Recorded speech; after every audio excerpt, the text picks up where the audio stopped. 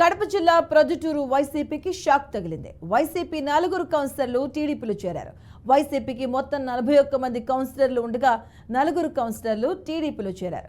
TDP మేనిఫెస్టోలో పొందుపరిచిన super 6 పథకాలు నచ్చి వార్డు అభివృద్ధి కోసం టీడీపీలో చేరుతున్నట్లు వారు తెలియజేశారు.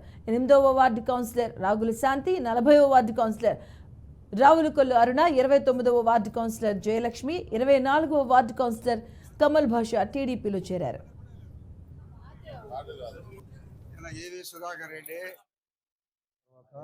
వైఎస్ఆర్సీపీ పార్టీ రాష్ట్రంలో తుడుచుకుపెట్టకపోవడం కారణంగా దాదాపు ఎన్నికల్లో 164 సీట్లు ఎన్డీఏ ప్రభుత్వానికి ప్రజలు కట్టబెట్టడం జరిగింది.